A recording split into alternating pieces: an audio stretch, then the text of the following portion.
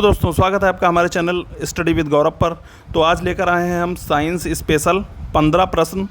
15 प्रश्न इसलिए हैं क्योंकि इसकी जो है हर विकल्प की व्याख्या होगी, तो लगभग ये 30 प्रश्न आपके तैयार हो जाएंगे।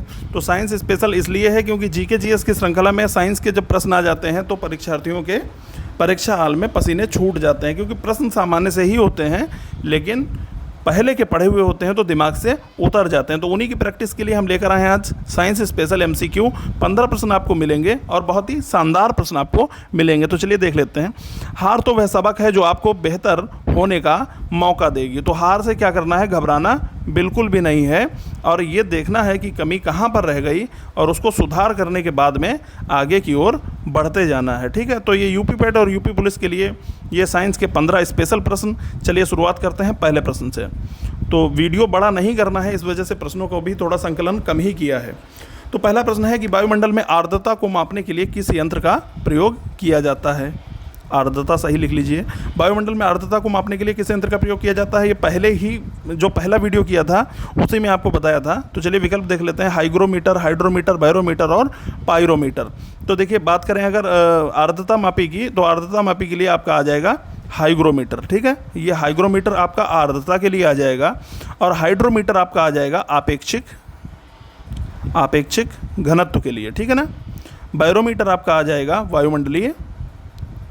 वायुमंडलीय दाब के लिए। पायरोमीटर आपका आ जाएगा उच्च तापमान के लिए। ठीक है ना, उच्च तापमान की चीज़ों को नापने के लिए उनका मापन किया जाता है वो पायरोमीटर से ही किया जाता है। अच्छा, पायरोमीटर को विकिरण मापी भी कहते हैं। ठीक है ना, विकिरण मापी, तो इसको विकिरण मापी भी कहा जाता है। तो इसका आपसे पूछा गया था कि वायुमंडल में आर्द्रता को मापने के लिए, तो आपका ए विकल्प बिल्कुल सही जवाब हो जाएगा, हाइग्रोमीटर।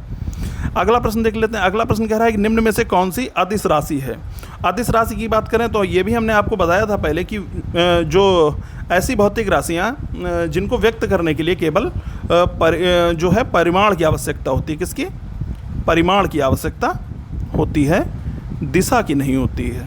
ठीक है ना, दिशा की नहीं होती है, वे अदिश राशियाँ होती हैं। अच्छा, परिमाण और दिशा दोनों की आवश्यकता जिसमें होती है तो वो कौन सी राशियाँ कहलाती हैं? वो कहलाती हैं सदिश राशियाँ। ठीक है ना, तो ये चीज़ हमने आपको बताई थी। तो इन विकल्प देख लेते हैं। कार्य, वेग, त्वरण और बल। तो देखिए वेग की अगर बात करें तो इसके लिए देखिए परिमाण और दिशा दोनों की आवश्यकता होगी। ठीक है ना, त्वरण इसके लिए भी और बल इसके लिए भी। तो ये देखिए वेग, त्वरण और बल जो है इसके लिए परिमाण और दिशा दोनों की आवश्यकता होगी, इसलिए ये हैं सदिश राशियाँ। और आपका जो कार्य है ये आपका अदिश राशि में आ जाएगा। अच्छा, अदिश राशियों में जैसे कार्य हो गया, आपका द्रव्यमान हो गया, ठीक है, दूरी हो गई और आपका जैसे समय हो गया, चाल हो गई, ये आपकी अदिश राशियाँ होती हैं, नोट कर लीजिएगा। ठीक है, अगला प्रश्न देखते हैं। अगला प्रश्न कह रहा है प्रतिबल की एसआई इकाई क्या है। देखिए प्रतिबल की अगर बात करें तो आपने देखिए दाब की परिभाषा आपको पता होगी। एकांक क्षेत्रफल पर लगने वाले बल को दाब कहते हैं। इसका मात्रक क्या होता है? न्यूटन प्रति मीटर स्क्वायर। तो देखिए एकांक क्षेत्र पर लगने वाले बल को ही प्रतिबल भी कहते हैं। इसका भी मात्रक न्यूटन प्रति मीटर स्क्वायर ही होता है, न्यूटन प्रति मीटर स्क्वायर। और दूसरा हमने आपको बताया था पास्कल होता है। क्या होता है? पास्कल। ठीक है ना, न्यूटन प्रति मीटर स्क्वायर या पास्कल। तो आपका सही विकल्प जो हो जाएगा, ये देखिए जूल नहीं होगा, वोल्ट नहीं होगा, वाट नहीं होगा, आपका पास्कल बिल्कुल सही विकल्प हो जाएगा। प्रश्न संख्या 3 का बी विकल्प बिल्कुल सही जवाब हो जाएगा। अगला प्रश्न देखते हैं। अगला प्रश्न कह रहा है न्यूटन किसकी इकाई है। देखिए बच्चों वाला प्रश्न है, लेकिन बच्चों वाले प्रश्न जो होते हैं कभी कभी नहीं हो पाते हैं या ओवर कॉन्फिडेंस में गलत हो जाते हैं। ठीक है, तो चलिए देख लेते हैं। देखने में कोई भी शुल्क नहीं पड़ रहा है। चल नहीं चाल होगा, बल, आयतन, क्षेत्रफल। तो न्यूटन देखिए सामान्य सी बात है, बल आपका बिल्कुल सही जवाब हो जाएगा। प्रश्न संख्या 5 का बी विकल्प बिल्कुल सही हो जाएगा। ढालू सड़क पर पत्थर लुढ़काना ऊर्ध्व ऊपर की ओर उठाने से अधिक आसान होता है। हाँ, ये तो देखिए बिल्कुल सही बात है। किसी चीज़ को फेंक दो तो अपने आप ही झड़म से गिरेगी जाके। अगर आप उठाएंगे तो सिलेंडर उठाए नहीं उठता है, खाली सिलेंडर वो भी, है ना। तो देखते हैं विकल्प। पत्थर को लुढ़काने के लिए किया गया कार्य से उठाने की अपेक्षा कम होता है। दोनों में किया गया कार्य समान होता है, किंतु लुढ़काने, देखिए समान क्यों होगा? समान होगा तो फिर जब आप ऊपर उठाएंगे तो फिर दिक्कत काहे कर रहा है ना। तो समान नहीं होगा। सी विकल्प देख लेते हैं। पत्थर को लुढ़काने में किया गया कार्य इसे उठाने की अपेक्षा अधिक सरल होता है। पत्थर को लुढ़काने में किया गया कार्य इसे उठाने की अपेक्षा अधिक सरल होता है। देखिए साइंटिफिक बात है तो ये देखिए सरल वाली बात आ रही है, तो चलिए इसको होल्ड करते हैं अभी। पत्थर को उठाने में किया गया कार्य इसे लुढ़काने के समान होता है। समान होगा तब भी दिक्कत क्यों करेगा भाई? ऊपर उठाने में दिक्कत कर रहा है ना भाई, ऊपर उठाने में दिक्कत तभी करेगा जब कोई स्थितियाँ जरूर बदलेंगी, है ना, स्थितियाँ जरूर बदलेंगी। अब स्थितियाँ बदलने के लिए हमको जो है पहला विकल्प ज़्यादा सही दिख रहा है, पहला विकल्प आपका ये सही दिख रहा है। हमें पढ़ लेते हैं फिर से। पत्थर को लुढ़काने से किया गया कार्य, हाँ बिल्कुल सही बात है। पत्थर को जब आप लुढ़काएंगे तब थोड़ी ना उतना कार्य करेंगे जितना उठाने में करेंगे, है ना, तो उठाने में कार्य ज़्यादा होगा। तो जब उठाने में कार्य ज़्यादा होगा तो काम करने में दिक्कत तो होती ही है ना। तो आपका ए विकल्प बिल्कुल सही जवाब हो जाएगा। तो प्रश्न संख्या 6 का ए विकल्प बिल्कुल सही जवाब है। प्रश्न संख्या 7 देख लेते हैं। 7 में कह रहा है कि किसके पास गुरुत्वाकर्षण नहीं है। तो विकल्प देख लेते हैं, पृथ्वी, शुक्र, शनि और कृत्रिम उपग्रह। तो देखिए पृथ्वी की बात करें तो सेब कहाँ गिरा था? सेब तो ज़मीन पर ही गिरा था भाई। सेब कहाँ गिरा था? ज़मीन पर। ये न्यूटन महोदय वहीं पर थे, है ना। तो जी तो यहाँ पर बहुत सारा है, अगर किसी उपग्रह को चाहिए हो वो भी ले सकता है। खैर मजाक। तो देख लेते हैं इसमें पृथ्वी, शुक्र, शनि, देखिए इनके सबके पास जो है गुरुत्वाकर्षण है, ठीक है ना। अगर कृत्रिम उपग्रह की बात करें तो कृत्रिम उपग्रह पर जो जी होगा वो बिल्कुल नहीं होगा, ठीक है ना। तो कहाँ पर गुरुत्वाकर्षण नहीं है? कृत्रिम उपग्रह पर गुरुत्वाकर्षण नहीं है, पृथ्वी पर, शुक्र पर, शनि पर है, ठीक है ना। अगला विकल्प, अगला प्रश्न देख लेते हैं। जल स्थानांतरण के सिद्धांत की खोज इनमें से किसने की थी? जल स्थानांतरण की बात हो रही है तो विकल्प हम लोग चेक कर लेते हैं। पहला है न्यूटन, दूसरा है आर्किमिडीज, और लिखने में देखिए पेन नहीं चल रहा है। पहला है न्यूटन, दूसरा है आर्किमिडीज, तीसरा है जॉन डाल्टन, चौथा है केपलर। केपलर की बात करें तो इन्होंने ग्रहों के गति संबंधी नियम दिए थे। कौन से? ग्रहों के गति संबंधी नियम इन्होंने दिए थे। न्यूटन जी वाली बात अभी मैंने आपको बताई थी। तो जो जल स्थानांतरण के सिद्धांत की जो बात हो रही है तो वो किससे संबंधित हो जाएगी? वो हो जाएगी आर्किमिडीज से संबंधित। 9th या 10th में पूरा इसका सिद्धांत दिया गया है आर्किमिडीज का, है ना। क्या होता था कि किसी तरल माध्यम में आंशिक या पूर्णतः डूबी हुई वस्तु पर लगने वाला जो उत्प्लावन बल होता है, ठीक है ना, वो उस वस्तु द्वारा विस्थापित, जो वस्तु जो विस्थापित करती है ना, जैसे जो उत्प्लावन बल होता है वो वस्तु द्वारा विस्थापित जल के भार के बराबर होता है। क्या होता है? दोबारा बताएं। चलिए देख लेते हैं। ये जो आर्किमिडीज का जो सिद्धांत था वो आप याद करिए कि किसी भी जैसे तरल माध्यम में, देखिए जैसे नाव वाला वो सिद्धांत खूब पढ़ा होगा आपने। किसी भी तरल माध्यम में आंशिक या पूर्णता, ठीक है ना, आंशिक या पूर्णता डूबी हुई वस्तु पर जो लगने वाला बल होता है, जो उत्प्लावन बल जिसको बोलते हैं ना, उत्प्लावन बल जो होता है वो क्या होता है? उस वस्तु द्वारा हटाए गए द्रव के भार के बराबर होता है। यही तो आर्किमिडीज का सिद्धांत था ना। तो इसको आप पढ़ लीजिएगा, है ना। ऐसे प्रश्न बन जाते हैं परीक्षा में। तो ये इसमें 8 का सही जवाब हो जाएगा आर्किमिडीज, ठीक है ना। अब चलते हैं 9वें प्रश्न की ओर। तो 9वां प्रश्न कह रहा है कि एक कंपित क्वार्ट्ज क्रिस्टल द्वारा हवा में उत्पन्न अल्ट्रासोनिक तरंग गति का एक उदाहरण है। अच्छा, तरंग गति का एक उदाहरण है। तो कौन सी तरंग गति का उदाहरण है? तो पहला कह रहा है अनुप्रस्थ तथा अनुदैर्ध्य का संयोजन है, ठीक है। दूसरा कह रहा है अनुदैर्ध्य का, तीसरा कह रहा है अनुप्रस्थ का, और चौथा कह रहा है इनमें से कोई नहीं। लेकिन जब परीक्षा में बैठते हैं तब समझ में तो जब नहीं आता है तब क्या करते हैं? इनमें से कोई नहीं, है ना। लेकिन अभी ऐसा नहीं करेंगे। तो देखिए एक कंपित क्वार्ट्ज क्रिस्टल द्वारा हवा में उत्पन्न अल्ट्रासोनिक तरंग गति, देखिए वो अल्ट्रासोनिक जो तरंगें होती हैं, ठीक है, वो अल्ट्रासोनिक तरंगें कौन सी होती हैं? वो इसके देखिए सही विकल्प की अगर बात करें तो इसका जो सही विकल्प हो जाएगा वो कौन सी होती हैं? वो होती हैं, देखिए कठिनाई थोड़ी सी होती है लिखने में, वो होती हैं अनुप्रस्थ तरंगें। ये हम आपको अनुप्रस्थ और अनुदैर्ध्य आपको बता चुके हैं। तो इसका जो सही जवाब हो जाएगा वो आपका हो जाएगा अनुप्रस्थ तरंगें। देखिए दिक्कत ये लगातार बनी हुई है। तो चलिए 9 का जो है आपका क्वेश्चन नंबर जो 9 का विकल्प है वो आपका सी वाला बिल्कुल सही जवाब हो जाएगा, अनुप्रस्थ तरंगें। और अगला जो है प्रश्न हम लोग देख लेते हैं कि निम्नलिखित प्रकार के किस विद्युत चुंबकीय विकिरण में सबसे लंबे तरंग दैर्ध्य होते हैं। तो देखिए उसमें हमने आपको अनुप्रस्थ और अनुदैर्ध्य में बताया था, 2 सुरंग और 2 गर्त के बीच की जो दूरी होती है उसको क्या बोलते हैं, उसको बोलते हैं तरंग दैर्ध्य। इसको क्या बोलते हैं, इसको लैम्डा से निरूपित करते हैं ना तरंग दैर्ध्य को। तो सबसे लंबे निम्नलिखित प्रकार के किस विद्युत चुंबकीय विकिरण में, अच्छा देख लेते हैं पहले विकल्प। पराबैंगनी विकिरण की बात हो रही है, गामा किरणों की बात हो रही है, और रेडियो किरणों की बात हो रही है, और अवरक्त किरणों की बात हो रही है। विकल्प जो है वो इन चारों की बात कर रहा है। हम लोगों को सही प्रश्न की ओर, सही जवाब की ओर चलना है। तो इसका जो विद्युत चुंबकीय विकिरण में सबसे लंबे तरंग दैर्ध्य की अगर बात करें तो लंबा तरंग दैर्ध्य जो होगा वो आपका बिल्कुल सही जवाब हो जाएगा सी वाला, रेडियो तरंगें। ठीक है, कौन सा, रेडियो तरंगें आपका बिल्कुल सही जवाब हो जाएगा। अगले प्रश्न की ओर चलते हैं। अच्छा चलिए कुछ बातें और कर लेते हैं, इसमें कुछ बातें और कर लेते हैं। असल ये एक्चुअली हमने देखा है जो ये पराबैंगनी किरण और जो ये गामा किरण की बात हो रही है यहाँ पर, और जैसे एक होती है आपकी एक्स रे, तो इनके खोजकर्ता कभी कभी आ जाते हैं, पूछ देता है कभी कभी परीक्षा में। तो देखिए अगर हम लोग बात करें पराबैंगनी किरणों की, तो पराबैंगनी किरणों की खोज किसने की थी, रिटर ने। किसने की थी, रिटर ने। गामा किरणों की अगर हम लोग बात करें तो गामा किरणों की खोज किसने की थी, हेनरी बैकुरल ने। किसने, हेनरी बैकुरल ने। अगर हम लोग बात करें ये आपकी अवरक्त तरंगों की, तो अवरक्त तरंगों की हर्शेल, कौन थे, कौन थे, हर्शेल।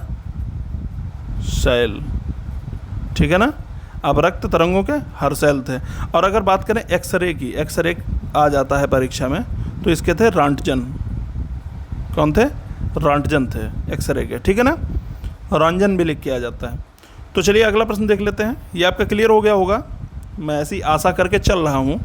तो ये इसमें आपका जो सही जवाब था वो हो गया था रेडियो किरणें। ठीक है ना, वे विद्युत चुंबकीय विकिरण जिसमें सबसे लंबे तरंग दैर्ध्य होते हैं ये रेडियो किरणें होती हैं।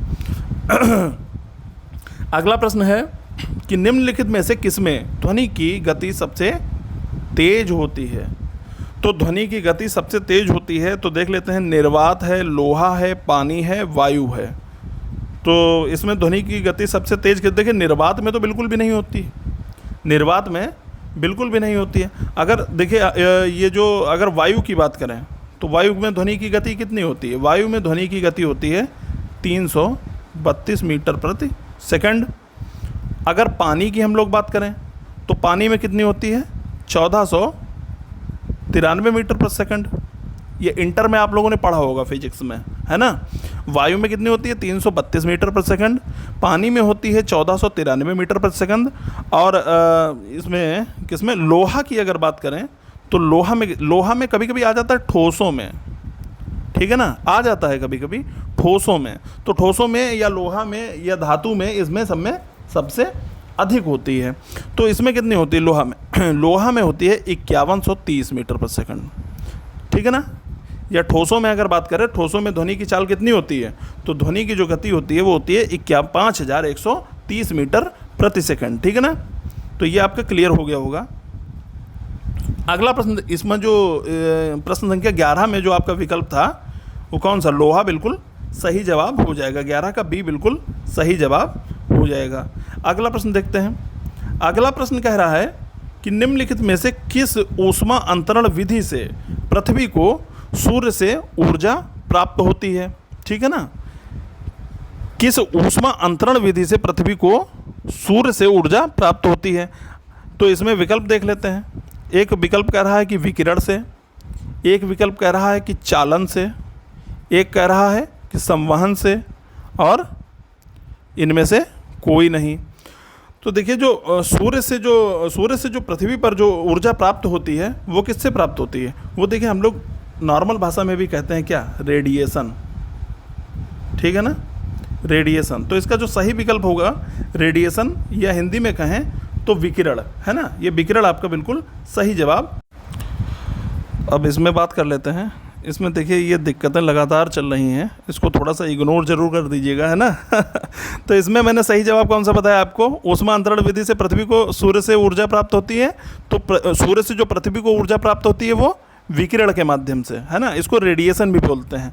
और अगर बात करें चालन की बात करें, जैसे आपने कभी देखा होगा लोहे की रॉड को अगर गर्म करें तो क्या होता है, वो दूसरा सिरा जो आपने पकड़ लिया है वो भी क्या हो जाता है, गर्म हो जाता है। तो ये जो गतिविधि होती है इसको क्या कहते हैं, इसी को चालन कहते हैं, है ना, इसी को चालन कहते हैं। अगर चालन की बात करेंगे तो ये जैसे ठोसों में ये चालन की स्थितियाँ देखी जाती हैं। संवहन की बात करें तो ये तरल में, जैसे पानी गर्म करते हैं तो नीचे के कण जो हैं वो ऊपर की ओर जाते हैं, फिर वो घूमते हैं, तो ये जो स्थितियाँ कहलाती हैं ये संवहन की स्थितियाँ हो जाती हैं। तो संवहन की स्थितियाँ जो होंगी वो तरल में होंगी, चालन की स्थितियाँ जो होंगी वो ठोसों में होंगी, और जो सूर्य से पृथ्वी को जो ऊर्जा प्राप्त होगी वो विकिरण के माध्यम से प्राप्त होगी। आपका ए विकल्प बिल्कुल सही जवाब हो जाएगा।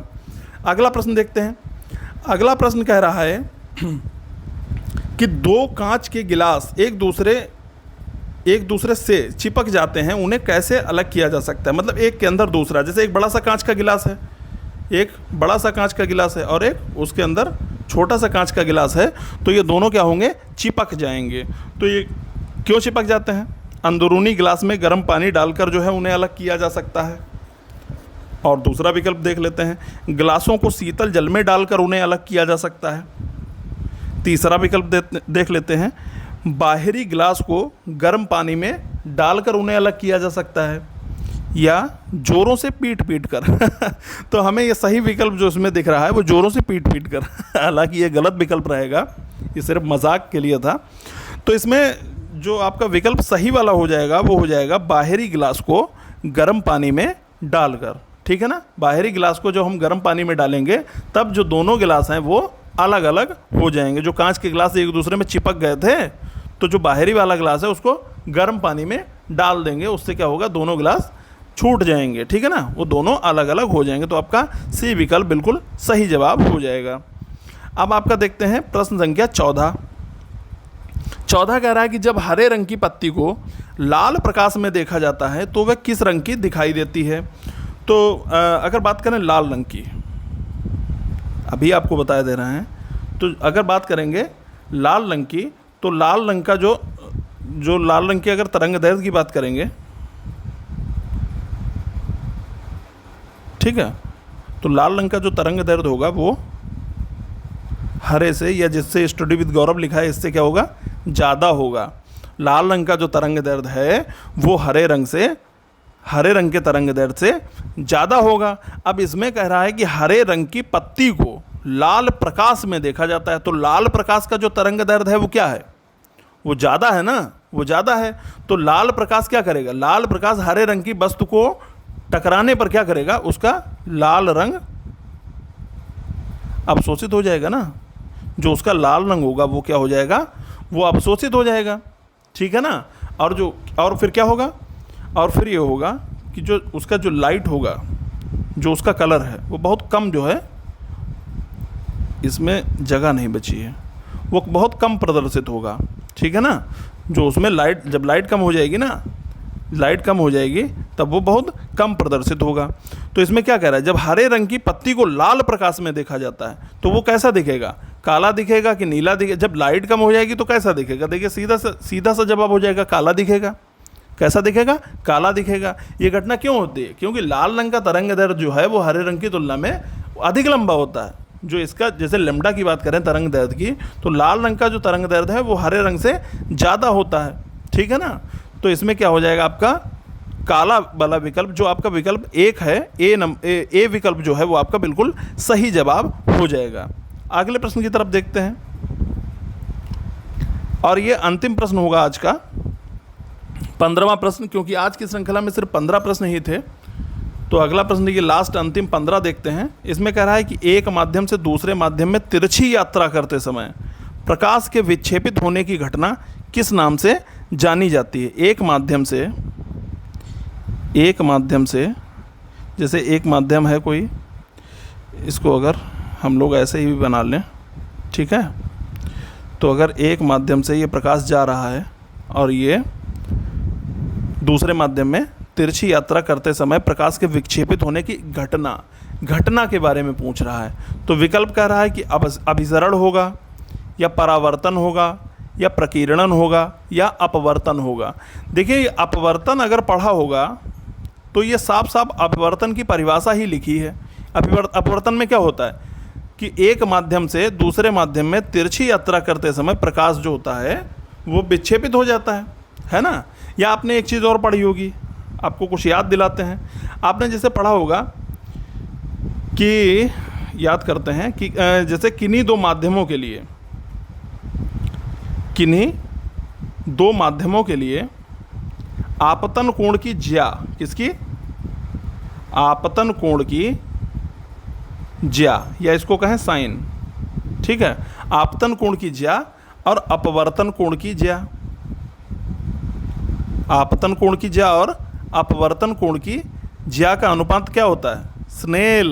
क्या होता है? स्नेल। ये आपको याद आया होगा कुछ, 9th हाई स्कूल की बात है ये। क्या फार्मूला था? Sine i upon sine r equal to mu, यही तो था ना फार्मूला। इसको क्या बोला गया था? नियतांक, ठीक है ना, नियतांक या कांस्टेंट। आपको याद आया होगा। तो ये घटना कौन सी थी? ये घटना थी अपवर्तन की, ठीक है ना, अपवर्तन की घटना थी। एक बार रिवाइज कर लीजिए इसको।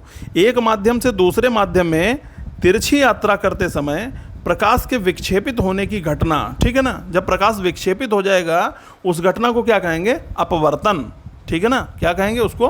अपवर्तन। इसमें क्या होता है? अपवर्तन में क्या होता है? कुछ जानकारी, अंतिम प्रश्न है तो आपको ज़्यादा जानकारी दे देंगे। अपवर्तन में क्या होता है? अपवर्तन में होता है आपतित किरण और अभिलंब और अपवर्तित किरण। और क्या? अपवर्तित किरण। आपतित किरण, अभिलंब और अपवर्तित किरण, ये क्या होते हैं? ये तीनों एक ही समतल पर स्थित होते हैं। कहाँ पर स्थित होते हैं? एक ही समतल पर स्थित होते हैं। तो इतनी चीज़ें हमने आपको बता दी किसके बारे में? अपवर्तन के बारे में। अपवर्तन के बारे में फार्मूला याद रखिएगा, mu equal to sine i upon sine r. याद आया आपको कुछ? इसको क्या बोला गया था? अभी हमने आपको बताया था स्नेल का नियम। यह अपवर्तन से संबंधित था। स्नेल का नियम ये किससे संबंधित था? अपवर्तन से।